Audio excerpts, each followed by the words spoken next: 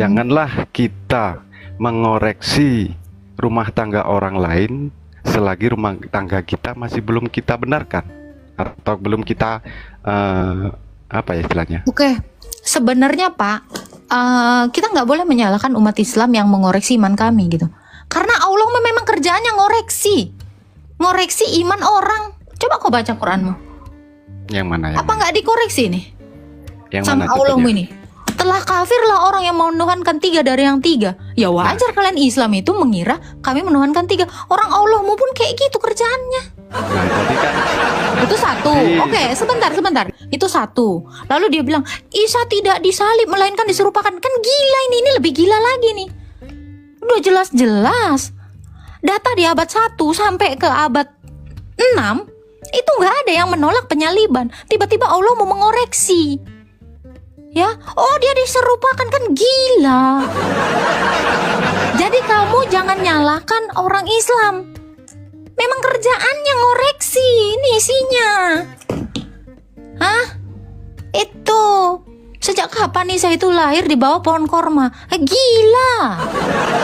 sudah Nah, boleh saya berbicara. itu. Jadi gini ya Pak Rajo, saya mengerti niat baik Anda gitu ya. Tapi kalau Anda mau menasehati, kayaknya nasehatilah dulu Tuhanmu. Itu lebih ya. Makanya kenapa Buddha, Hindu, yang agama lain itu nggak pernah nyibukin mereka diri mereka dengan mengkoreksi iman saya. Kenapa? Karena Tuhannya nggak kayak gitu memang. Tuhannya nggak menyinggung Tuhan lain gitu. Tapi Tuhan kau kan emang itulah. Rese. Itu jadi gitu Pak. Jadi kita nggak bisa salahkan umat Islam, nggak apa-apa. Kami ini bahkan Tuhan Yesus itu udah tahu ya, akan banyak orang-orang yang mengoreksi iman kami. Makanya Yesus tuh bilang apa dalam Alkitab? Siap sedialah kamu memberi pertanggungjawaban iman kamu. Jadi setiap ada orang yang menanyakan tentang iman kami harus siap sedia menjawabnya. Karena Tuhan Yesus tuh tahu akan ada ilah-ilah lain yang mengoreksi iman kita. Kami nggak keberatan untuk itu. Gitu Pak Rajo. Jadi kalau Anda mau nyuruh orang Islam jangan gitu loh, nggak bisa Pak. Emang di situ disuruh kok. Berdebatlah kamu katanya. An-Nahl ayat 125 itu. Al-Quran menyuruh dia debat, menyuruh orang Islam debat. Ya. Yang mana saya juga pengen baca yang Kasih perdebatan Faslab. tadi. Oke, kita pahami sama-sama ya. Serulah manusia ke jalan Tuhanmu dengan hikmah pengajaran baik, serta debatlah mereka dengan cara yang lebih baik. Nih, sesungguhnya Tuhanmu, dialah yang paling tahu siapa yang tersesat di jalannya, dan dia pula yang paling tahu siapa yang mendapat petunjuk. Nih, emang boleh berdebat Pak di Islam. Suruh kalian. Tapi kalau di Kristen, kita kasih ayat tadi. Ini sama orang Kristen ya. Nih, kata-katanya keren banget nih. Tetapi kuduskanlah Kristus di dalam hatimu sebagai Tuhan, dan siap sedialah pada segala waktu untuk memberi pertanggungan jawab kepada tiap-tiap orang yang meminta pertanggungan jawab dari kamu tentang pengharapan yang ada padamu, tetapi haruslah dengan lemah lembut dan hormat. Inilah dasar kami mengadakan tanya jawab di sini di media sosial untuk mempertanggungjawabkan. Karena apa? Karena orang-orang Islam tadi yang mengandalkan An-Nahl 125 itu nggak pakai data, cuma modal melintir. Tapi kami harus baca, nggak bisa nggak bisa. Bahkan kalau kami sembarangan pun, ini Romo kami akan negur langsung. Ngasal-ngasal terjemahin, ngasal-ngasal tafsir, nggak bisa. Karena buka Efesus 4 ayat 5, Faslab.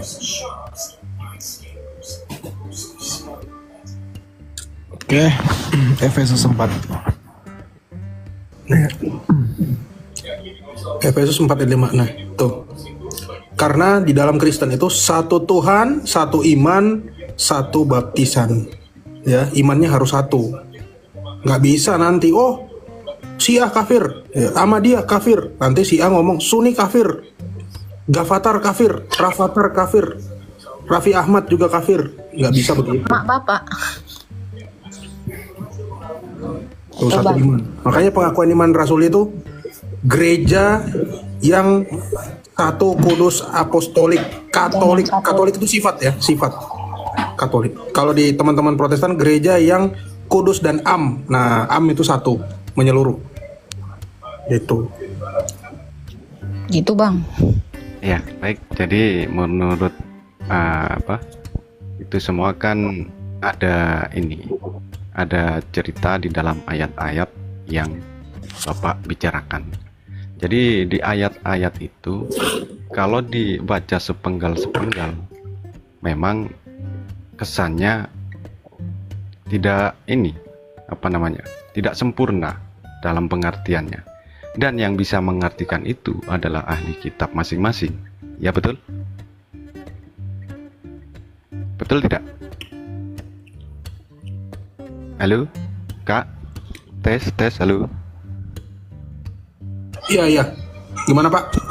Iya. Gimana? Jadi kalau menurut saya seorang Islam awam ini yang cuma bisa mengimani tanpa melihat sedalam-dalamnya kitab kami. Seperti contoh Anda yang sudah mahir dalam membaca, mahir dalam mengartikan. Nah, jadi gini, saya pribadi membaca kitab saya, belum tentu saya bisa memahami sepenuhnya dari kitab saya. Apalagi saya membaca kitab Anda, kan begitu. Nah, itu urusan Bapak sebenarnya, bukan urusan kami. Begitulah Anda ini sangat pintar atau sangat hebat dalam mengartikan Alkitab Anda semua. Cuman belum tentu juga dalam pandangan kami pengertian Anda itu benar. Itu kata Bapak, coba kata Al-Qur'an ya. Mana narasi Bapak sama Al-Qur'an mana lebih valid? Al-Qur'an kan? Buka Yunus 94 Pak Slav. Ya, jadi gini, udah nggak usah Bentar, nyimak aja, nyimak. Jangan nggak usah. Kita data loh ini. Al-Qur'an yang ngomong. Yunus 94. Nah, ini ya. Jika engkau Muhammad, ini Muhammad loh, bukan Bapak. Yang turun tadi, udah turun ya, nggak diturunin ya. Berada dalam keraguan-raguan tentang apa yang kami turunkan kepadamu, tanyalah kepada orang-orang yang membaca kitab sebelum kamu. Sebelum baca Quran itu orang apa? Kitab apa yang turun sebelum Al-Quran? Taurat, Zabur, Injil kalau di mereka. Jelas sebelum Al-Quran itu apa? Injil. Di mereka. Jelas sebelum Al-Quran itu apa? Injil. Di mereka. Halo Nasrun. Al-Quran suruh nanya kok. Makanya kita buka Rom. Ya Mbak. Benar. Halo. Islam Kristen Nasrun. Ya Mbak. Bapaknya keluar ya Islam. tadi ya. Mungkin dia nggak tahan baca Qurannya. Ya kalian itu gimana mau mengerti? Orang kalian Ya aja benar ditanyakan agak ketakutan. Sabar Marwan. Jangan kayak mau nyium hajar aswad, berisik kali kau. Ya wajar. Mereka itu kalau nggak ngerti jangan curhat di sini. Ditunjukkan ayat kabur. Kenapa? Takut sekali baca kitabnya. Takutkah kalian menggunakan logika kalian? aku. Oke, halo Nasrun. Anda sebentar ya. Kalau nggak sabar Anda turun aja. Ya. Kenapa Bu? Kenapa? Ada yang mau ditanyakan? Ya ada. Silakan. Nasrun. Sorry, gedein Nasrun bentar ya. Ini foto profilnya Al-Azhar 37 bukan? Oh bukan. Udah. Nggak berpayudara montok. Apa Bro? Nggak ngerti aku. Kirain. Zainab. Ya, silakan. Kirain tadi Zainab. Ya gini ya Bu ya, aku mau bertanya nih Bu. Silakan. Misalkan Yesus itu adalah Tuhan itu sendiri. Bukan dia misal pasti lah, memang Yesus itu dia Tuhan. berdosa kan? Bukan misal, itu memang dia Tuhan. Ah, Kok oke lah. misal lagi? Ya itu kan menurut iman Ibu. Enggak, dia memang Tuhan atas seluruh semesta ini. Dia adalah Tuhan yang Ya, benar. oke, saya tanya kalau memang Cuman kan Anda lebih milihnya kalau dia memilih memang- berhala gitu kan. Jadi Yesus itu memang Allah yang benar, Tuhan yang benar. Kenapa? Karena dia sudah membuktikannya. Tapi kan Anda pengennya Tuhan yang adalah berhala-berhala yang ngaku-ngaku Tuhan, gitu.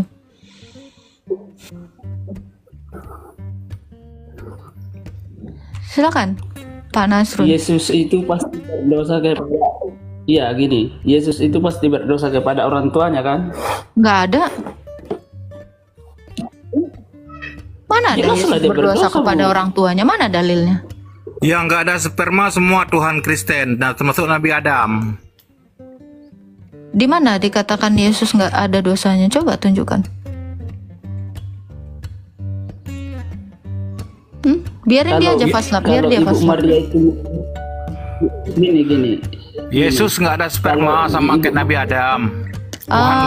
Marwan, Anda Islam sebentar, Pak Nasrun. Anda Islam? Islam lagi. Oke, gini ya. ajarin Islam kata itu biar pandai, jangan sesat terus. Baik. Anda ini punya orang tua? Punya ibu? Punya kalau Oke. dicium itu kalau dicium, Diajarkan nggak? Diajarkan nggak untuk sopan? kalau dicium mama kamu kan Iya, gini Pak. Pak, kalau Anda memang manusia yang nggak pernah mengecap pendidikan, Pak, di bawah aja dulu ya. Nih kasihan Pak ya, 2.200 orang di sini harus mendengarkan perkataan seseorang yang tidak sekolah, gitu ya. Ya, kalau nggak mengecap pendidikan ya diam itu lebih baik sebenarnya Pak, karena diam itu emas Pak. Silakan Pak Nasrun. Iya, yang jelasnya gini Bu, Ibu Maria Maaf itu ya saat dia teman-teman, melahirkan, dia jangan pasti tersinggung ya. Saya takutnya tersinggung ya. Saya tahu Nabi Islam itu memang nggak pernah mengecap pendidikan gitu ya. Ya wajar. Maaf ya, tapi saya nggak mau nyinggung Nabi kalian ya, yang nggak pernah sekolah itu, yang nggak pernah tahu huruf ya, nggak pernah baca ya. Maaf. Yang tadi nggak apa-apa ya. Mungkin dia sedang menyamakan dirinya dengan nabinya gitu. Takut levelnya di atas, jadi dia harus merendahkan dirinya di bawah dari level junjungannya. Betul ya Pak Prof ya? kok demi Ya agak ini kalau saya lihat-lihat sih ini kayaknya tendensiusnya ngejelek-jelekin Aisyah ini karena nggak disekolahin suaminya. Oh iya, kan waktunya digauli. Jangan sekolah, digauli aja.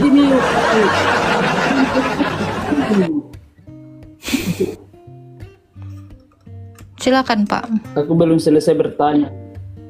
Iya. Maria itu pasti kesakitan saat melahirkan. Jadi dari mananya Yesus itu tidak akan berdosa kepada Maria? Ya, coba kalau Anda mau mengatakan demikian, apalah dosa Yesus satu aja? Ya itu saat Apa? Maria itu melahirkan dia pasti kesakitan. Orang melahirkan, ibu pernah melahirkan? Masa kan? Maria yang melahirkan, Yesusnya yang berdosa? Jadi Anda dilahirkan ibu Anda, kau yang berdosa. Nyambungnya di mana, Dek? Nyambung Pak, nyambung. Makanya Muhammad bilang ibundanya masuk neraka Oh iya. karena melahirkan dia. Betul itu. Oh, oke. Memang Anda ini Itu berdosa tadi kali ya. Isa ya, bukan Yesus ya, Nasrun.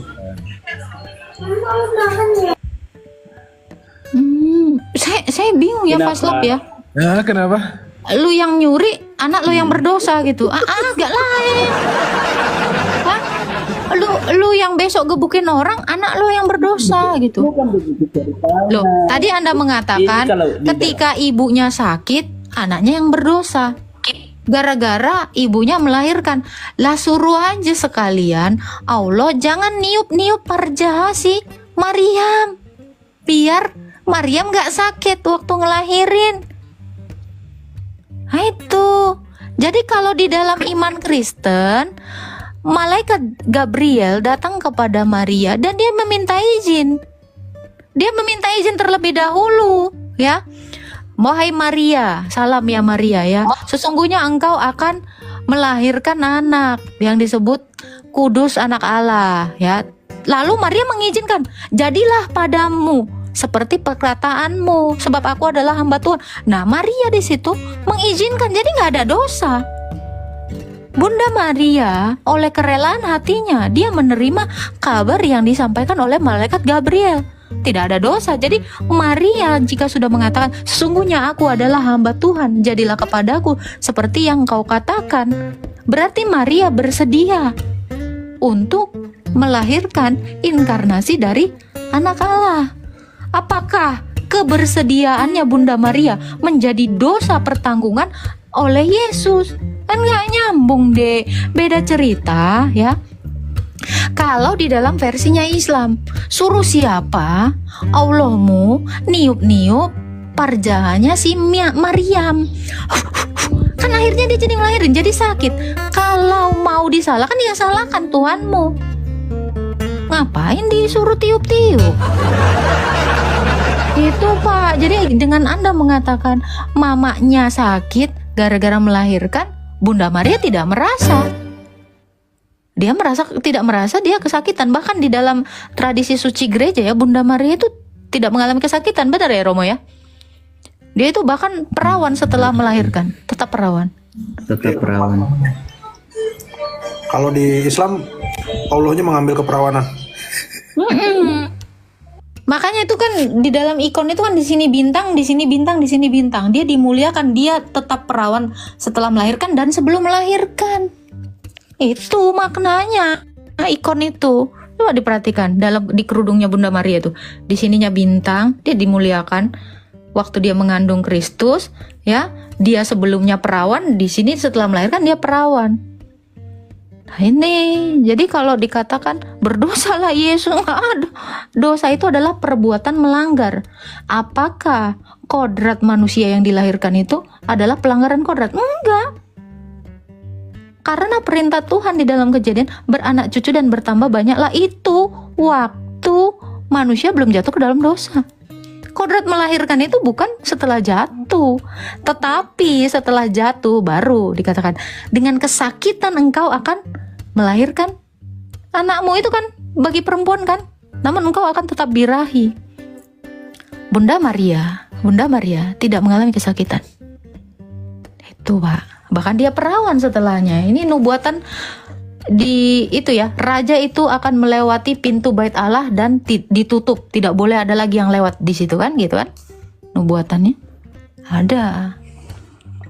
Jadi jangan dikatakan Kristus itu lahir dari perawan Maria sehingga dia berdosa kepada ibunya.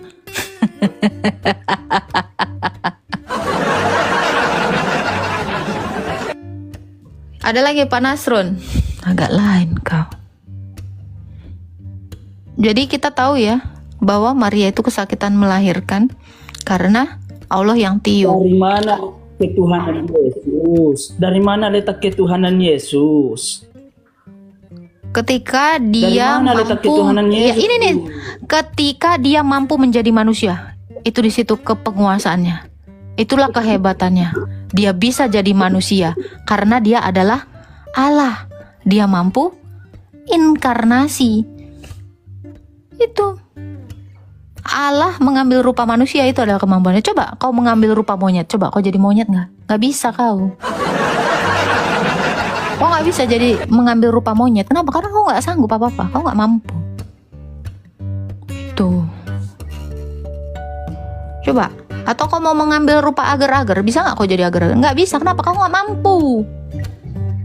Tetapi Firman itu mampu mengambil kodrat manusia. Itu. Makanya dia bisa mengubah air jadi anggur. Kenapa? Dalam keilahiannya.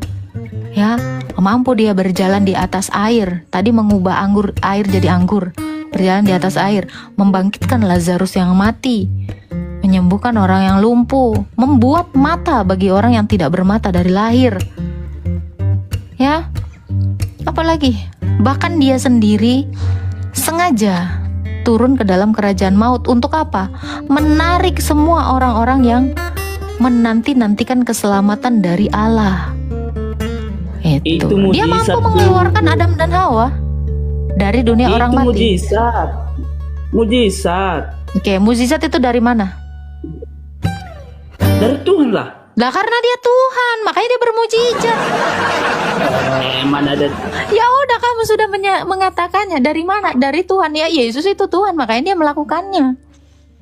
Para nabi itu mempunyai mujizat, Bu. Oke, apalah mujizat nabimu kalau gitu? Aduh, baru mau ngomong. Sehati gitu Mas lo. Apalah mujizat nabimu kalau gitu? Coba. Apalah? Jawablah. Banyak. Satu. Banyak. Satu. Kalau menghujat banyak, mujizat banyak. Semua jawabannya banyak. Apa satu aja satu? Kalau banyak biasanya nggak ada sih, Tak. Ada itu menggilir satu malam Oh iya. 8.30 pria. Oh 260 ya. Ya Bang Nasrun kalau nyerah nanti saya bantu Bang. Kurang ajar lu ya. Udah.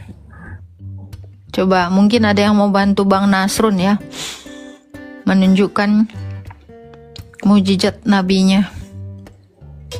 Tapi ini saya nggak nanya Muhammad dulu deh, Allah lah ya. Karena ini biar apple to apple ya. Kalau Yesus itu mujizatnya yang dia miliki itu tadi sudah saya sebutkan, mujizat dia sendiri ya. Itu bukan mujizat yang dia terima, tapi yang dia miliki. Kira-kira mujizatnya Allah deh Nasrun. Saya nggak nanya Muhammad, mujizatnya Allah dulu.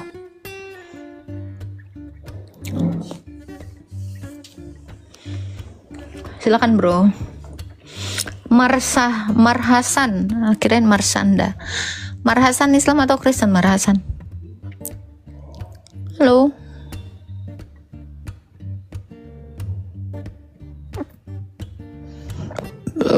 Halo, Marhasan.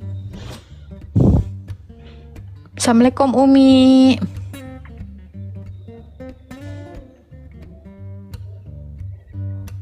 Ini nggak ada suaranya kah? Aku ada suaranya nggak Pak Bro?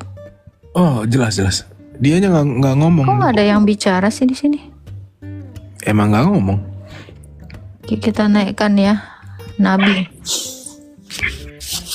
Kenapa Bu? Woi, sorry. Mantong. Jaringan kue. Kenapa Bu? Waalaikumsalam, Kak. Ya, halo. Ya. Yang Ini mana sisi dulu? kenapa boleh tanya ya, Kak? Bentar. Ada Nasrun? Iya, tunggu masih kecil sekali nih suara. Ada Bu, kenapa? Apalah mujizat ulum coba? Sudah. Iya, apalah mujizat ulum? Apa? Mujizat Nabi Muhammad, bukan mujizat tua. Kau bertanya tentang mujizat Muhammad. Iya, Muhammad punya mujizat. Iya, manusia mana Bu yang mampu Iya. naik ke langit menerima Iya. sholat itu? Apa mujizat Muhammad? Itu mujizatnya menerima sholat 5 waktu buat umatnya. Paslap. Kau mau lihat ku kasih mujizat? Terima. Ambil. Wait. Mujizat itu kan nerima. Ini kau terima nih Alkitab ini. Terima. Ini mujizat ini. Kasih. Tuh. Ambil. Yeay, aku dapat Mujizat mujizat. ya. Oke. Ini kalau ada Pak Ladu langsung ngomong nih.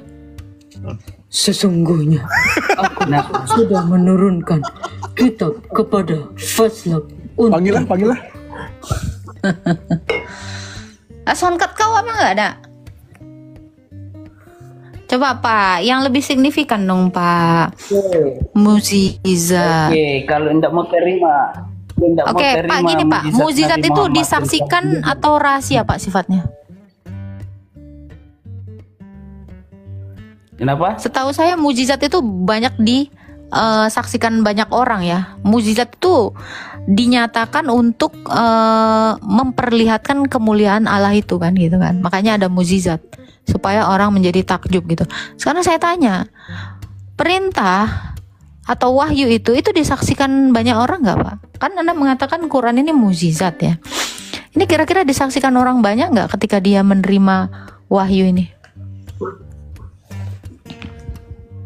Kalau disaksikan manusia berarti bukan wahyu Tuhan. Loh, kalau mujizat itu harus disaksikan banyak orang. Makanya kamu jangan bilang ini mujizat. Gimana sih, masa nerima wahyu itu mujizat?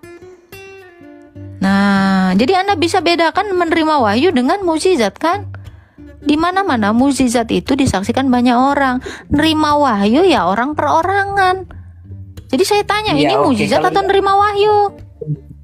Oke, kalau Anda mau terima tentang mujizat Enggak, saya Nabi bukan nggak Muhammad, terima Anda mengerti dulu. Mujizat ini mujizat atau penerimaan wahyu? Sementara mujizat kalau Anda lihat definisinya itu disaksikan banyak orang untuk apa? Untuk Allah itu menunjukkan kemuliaannya atau kebesarannya. Makanya Allah itu melakukan mujizat. Contoh, ya, Musa membelah lautan itu adalah kekuasaan atau kemuliaan Allah yang dinyatakan melalui Musa, Ya, oke, disaksikan oke. banyak orang. Nah, sekarang saya tanya, apa mukjizat Muhammad?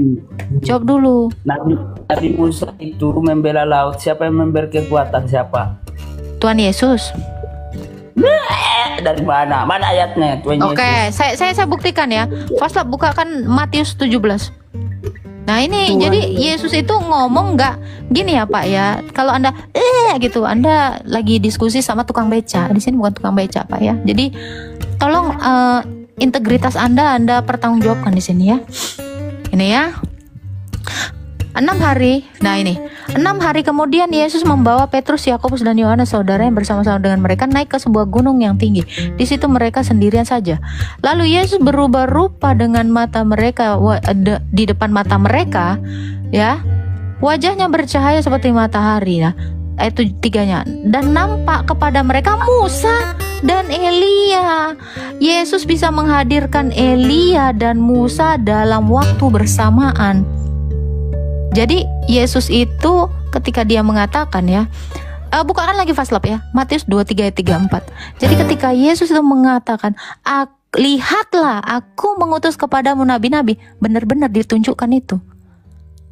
Musa dan Elia itu bersama-sama dengan Yesus, disaksikan 3 orang, ada saksinya. Jadi jangan kamu bilang, kapan hari Yesus ketemu Musa? Nih, itu tadi. Ya. Jadi kapan hari Allahmu itu ketemu sama dia dan mana saksi yang ada? Nah ini ya. Paslah. Oh ya, lanjut tak. Sebab itu lihatlah aku mengutus kepadamu nabi-nabi, orang-orang bijaksana dan ahli-ahli Taurat. Itu Yesus yang ngomong. Silakan Pak Prof. Apa peragu? Ibrani 11 ayat 24, 24, 25. 24, 25, 26. Oke. 24, 25, 26. Gue besarin diri sendiri tak? Besarin diri sendiri. Iya, daripada nanti tabrakan. Jadi, Hah? Berapa Brah? Ibrani 11 ayat 24, 25, 26. Oke. Lihat mulutnya yang ngolok tadi. Oke. Karena iman, maka Musa setelah dewasa menolak disebut anak putri Firaun. Karena ia lebih suka menderita sengsara dengan umat Allah daripada untuk sementara menikmati kesenangan dari dosa. Ia menganggap penghinaan karena Kristus sebagai kekayaan yang lebih besar daripada dari semua harta Mesir, sebab pandangannya ia arahkan kepada upah. Berarti yang menurut Musa lebih penting adalah apa? Ayat 26, ia menganggap penghinaan karena Kristus sebagai kekayaan yang lebih besar. Nah itu makanya Musa mau menyeberangi laut. Atas apa? Atas perintah Tuhan. Siapa Tuhannya? Ya Sang Firman yang disebut dengan Kristus. Itu, ini ayatnya. Coba. Jelas ya? Yoi.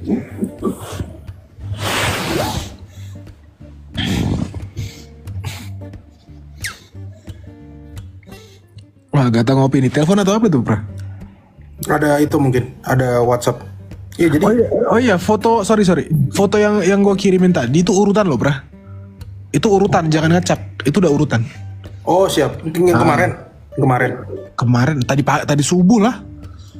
Tadi subuh kan? Heeh. Aku belum ada nerima WhatsApp dari siapa-siapa soalnya. Itu yang gue fotoin 7 foto itu loh. Oh iya sip. Itu urutan udah nih tuh, urutan. Apa sih fotoku? Bukan, dalil yang Astaga. gue kasih semua ke Prof Meta. Siap ya. Itu di Al-Quran aja ya Pak. Di Al-Quran ya Pak ya. Ini saya nggak ngomong Alkitab ya. Di Al-Quran itu nggak ada juga loh narasi bahwa Allah itu menurunkan kitab Taurat ke Musa. Jadi Musanya yang di Islam itu sebetulnya Musa siapa juga nggak ada yang tahu itu. Musafir mungkin. Kalau nggak Musafir, Musasi, atau nggak Musanya yang Musakallahu ala azim. Iya. Musangking. Musangking, astaga.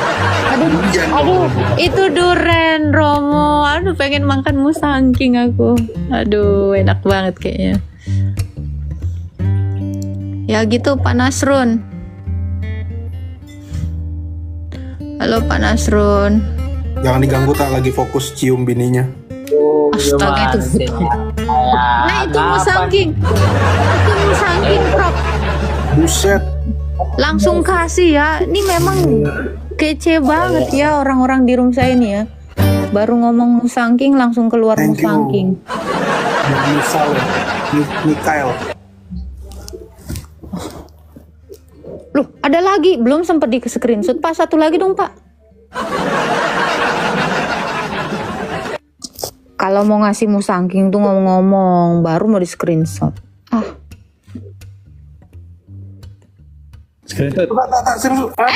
Ya. Jangan dadakan dong. Tak, gas gitu dong. Kasih aba-aba. Lagi nge-lag. Ya udahlah, thank you ya Pak Musangking ya, yang ngasih musangking. Pak David ya tadi namanya. Siapa sih namanya? Nggak tahu lah aku itulah. Oh, Bang Michel. Thank you Bang Michel apa Kak Michel? Itulah itu. Dapat. Ye, kena screenshot. Thank Salah lempar you. kayaknya ke aku. Hah? Jahat. Kirain. Nggak apa-apa. Memang kita harus. Ada yang ngasih 923. Iya, kita harus. 123 itu hampir 100 lah tuh Bang. 100.000 ya. Kita harus memang menghormati pengajar-pengajar ini lebih 2 kali lipat ya Pak Prof. Ya. Bagus. Wes bisa aja emang. Ini harus diganti nih ya, biar yang dapat gantian.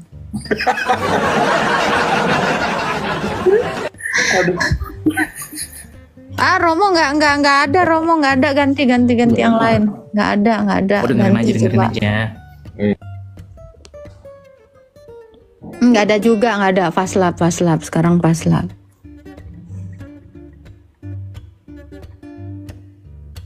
Dikasih pohon kelapa.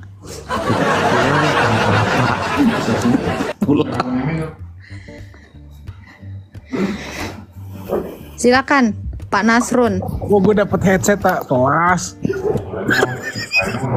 Bu. Ibu. Ya, silakan Pak Nasrun. Ibu Tiri.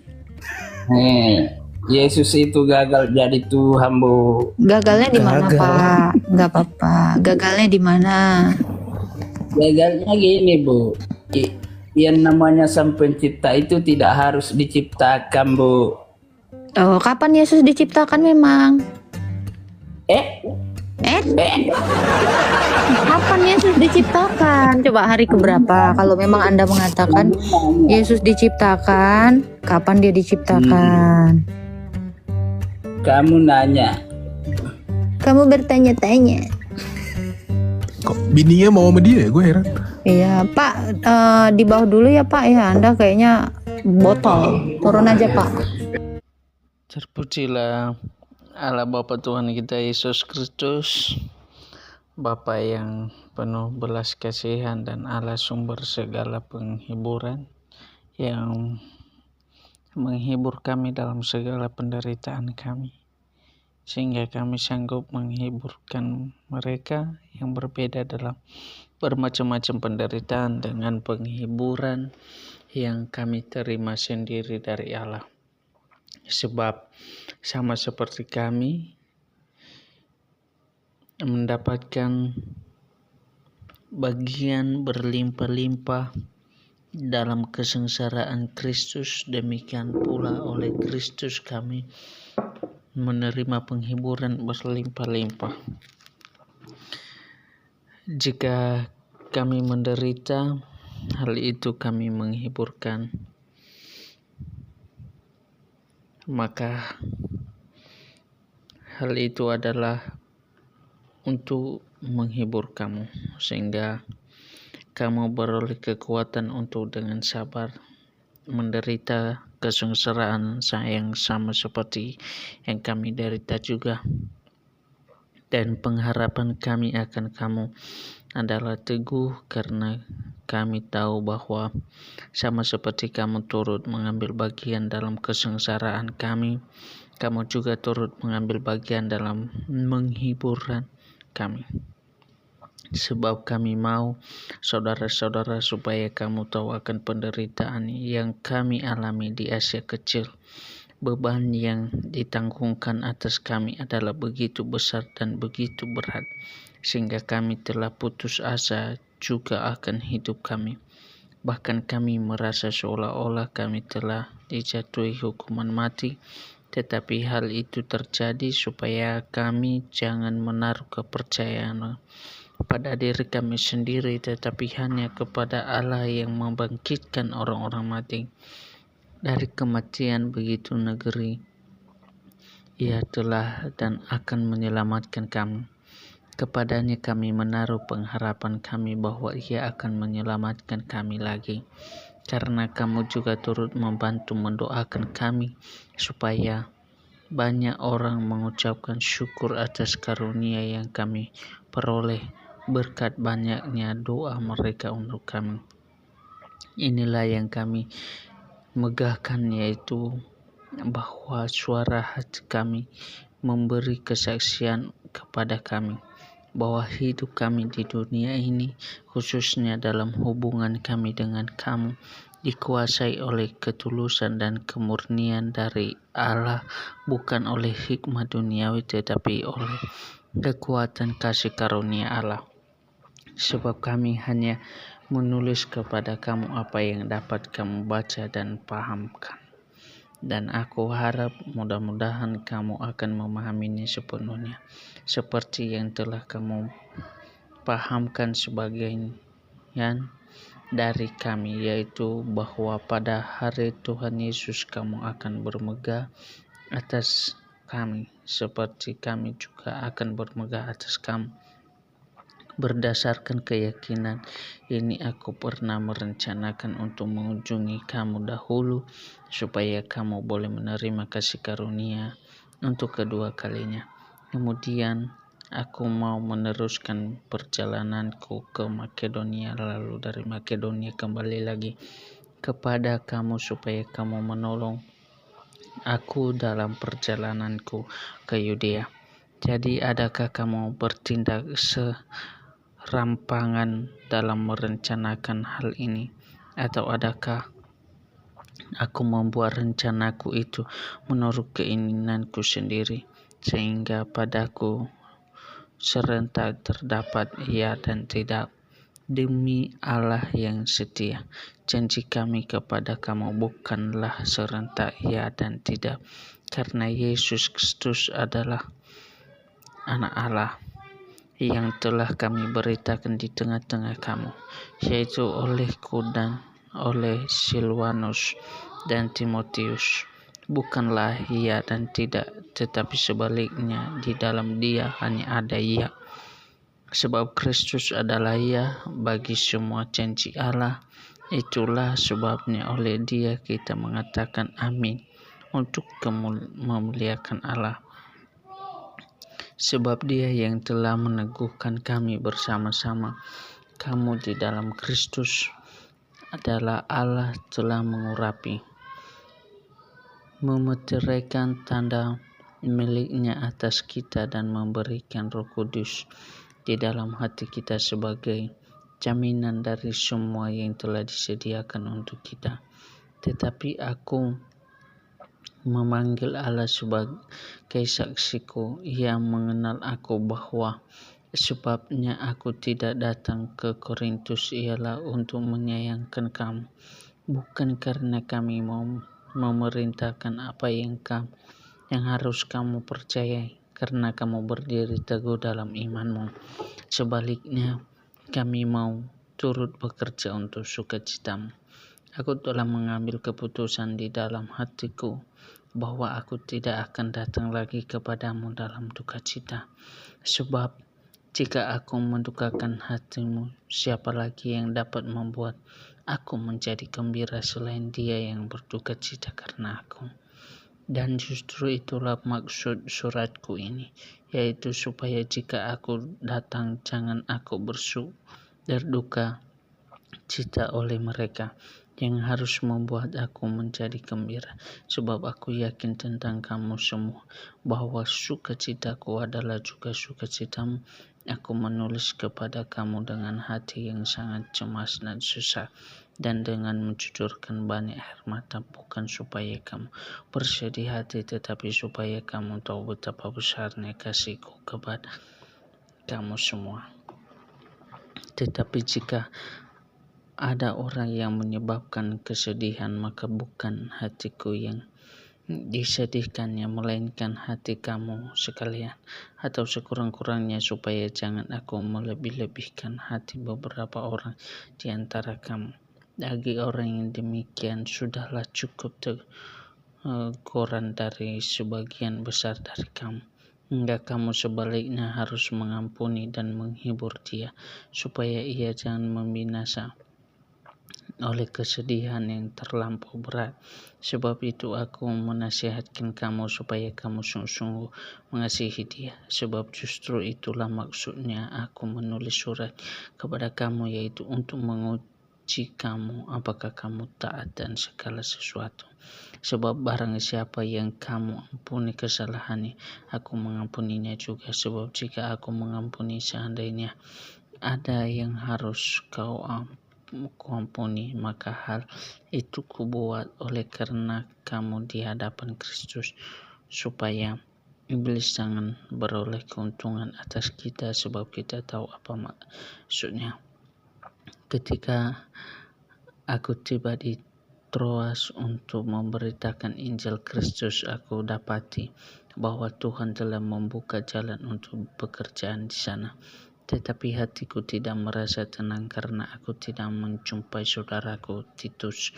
Sebab itu aku minta diri dan berangkat ke Makedonia. Tetapi syukur bagi Allah yang dalam Kristus selalu membawa kami di jalan kemenangannya. Dengan perantaraan kami, Ia menyebarkan keharuman pengenalan akan Dia di mana-mana. Sebab bagi Allah kami adalah bau yang harum dari Kristus di tengah mereka yang diselamatkan dan di antara mereka yang binasa. Bagi yang terakhir kami adalah bau kematian yang mematikan, dan bagi yang pertama bau kehidupan yang menghidupkan. Tetapi siapakah yang sanggup menunaikan tugas yang demikian? Sebab kami tidak sama dengan banyak orang lain yang mencari keuntungan dari firman Allah. Sebaliknya dalam Kristus kami berbicara sebagaimana mestinya, dengan maksud-maksud murni atas perintah Allah dan di hadapannya. Adakah kami mulai lagi memujikan diri kami? Atau perlukah kami seperti orang-orang lain menunjukkan surat pujian kepada kamu atau dari kamu? Kamu adalah surat pujian kami yang tertulis dalam hati kami, dan yang dikenal dan yang dapat dibaca oleh semua orang. Karena telah ternyata bahwa kamu adalah surat Kristus yang ditulis oleh pelayanan kami.